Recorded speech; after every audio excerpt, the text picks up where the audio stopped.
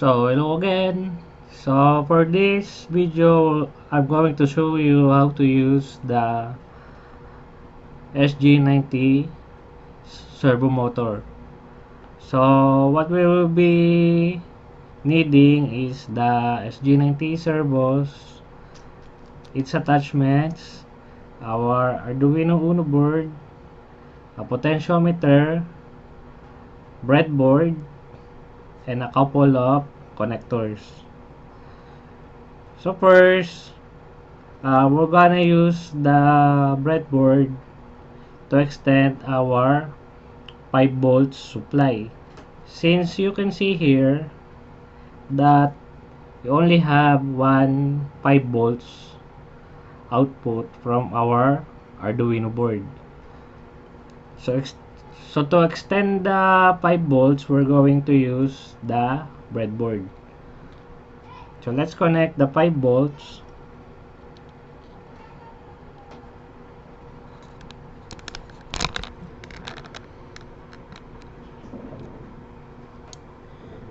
to the positive side of our breadboard. And let's connect the ground pin of our Arduino to the ground side of our breadboard. Once connected, we can now connect our servo motor. So, wait, let's focus.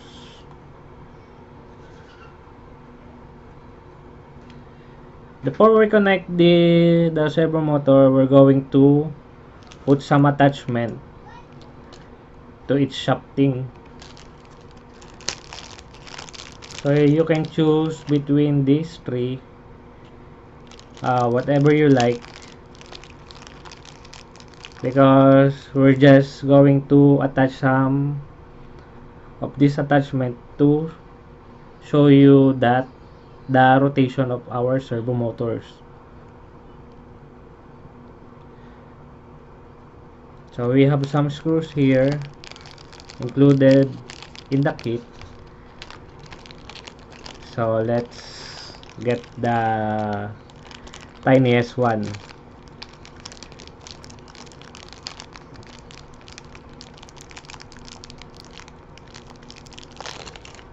This one.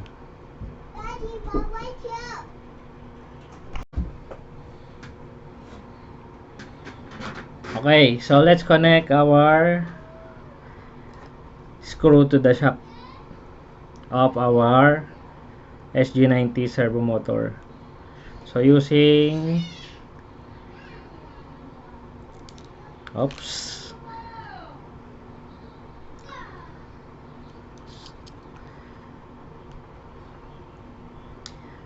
you have to be more careful screwing this tiny screw.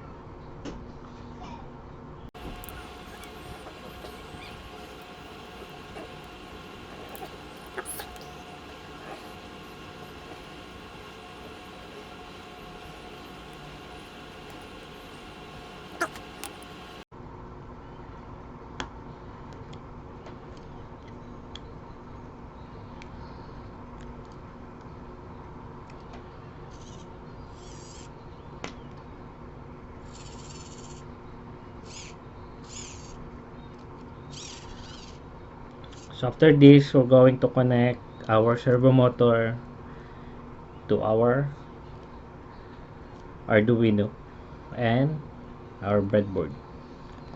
So since the cable of our servo motor is female, we're going to put some male connectors to this connector. So as you can see, the wires of the servo motor is color coded. Brown is for ground, red is for 5 volts, and orange for the signal. So let's connect first the ground.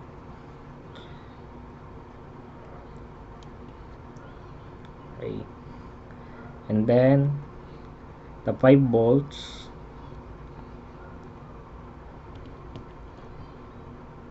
okay,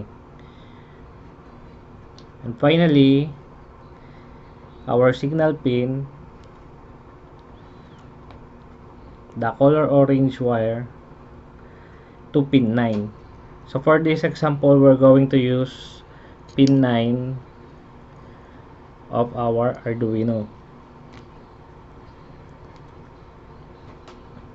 After we connect the servo motor, we're going to use the potentiometer included in the kit. So to wire up the potentiometer, we're going to connect the farthest left side to positive 5 volts,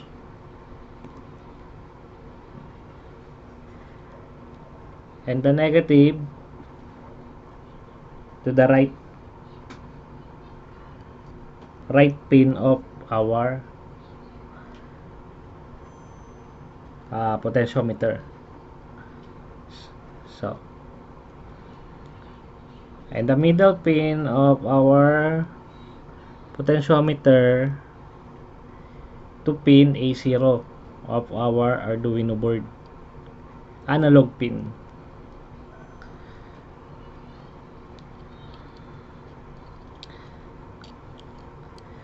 So there you go.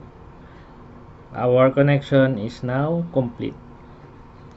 Now we were going to use the sample sketch or code of the servo motor from Arduino IDE. So let's open our Arduino IDE. But first, we're going to connect our USB port to our laptop.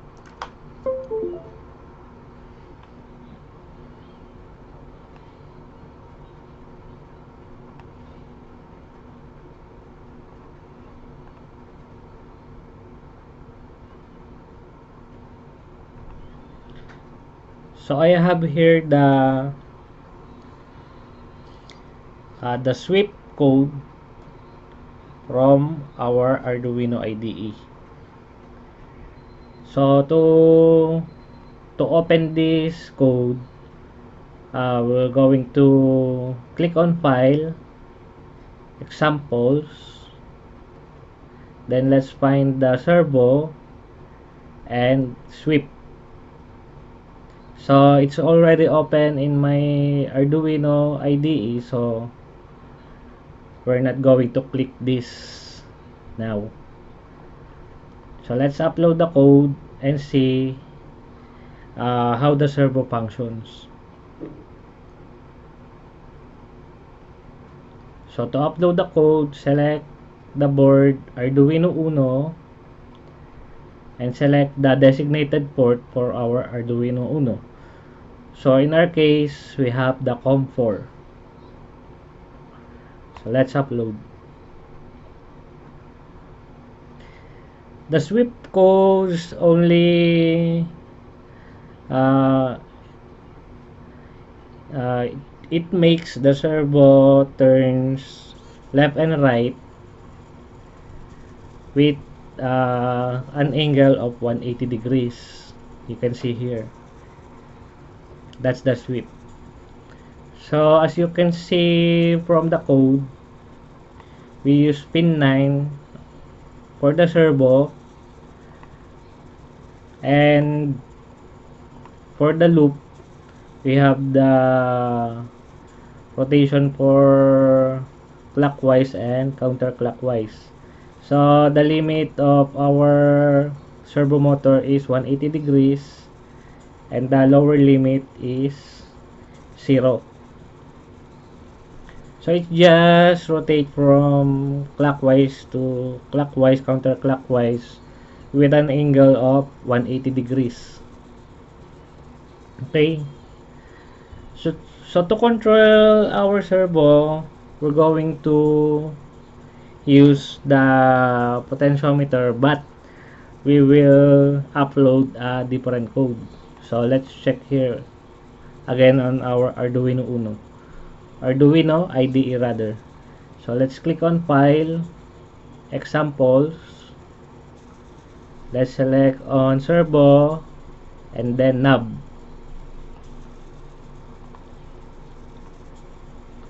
Once you open the knob, we have here uh, input pin of A0. So that's the pin we use on our potentiometer.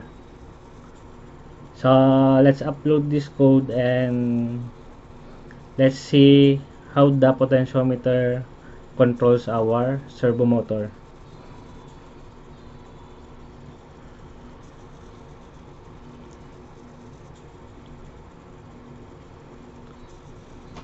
This servo motor, you can use this on variety of projects. So like sample on unlocking doors, door lock system, uh, for the entrance, gate boom projects, and etc. So let's get back on this code. So this code just receive the analog signal from our potentiometer, and once received, it will send the data or signal to our servo motor using this sketch and this servo library. So let's try. If we turn on the knob, as you can see,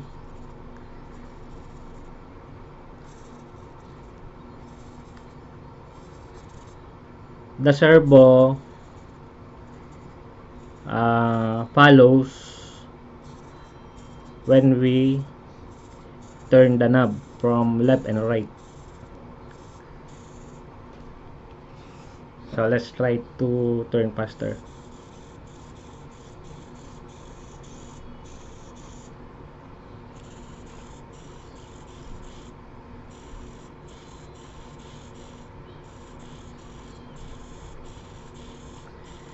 So this code, you can use this on variety of servo motors, not just this one SG90. You can use this for MG996 servo motors, 995, and many more. So I'll just showing you how to control the servo motor with the use of our potentiometer. So hope you can learn something from this video. If you like the video, please like and subscribe to our channel for more tutorials and updates from yours truly, Elexhub. So that's it for now. Bye bye.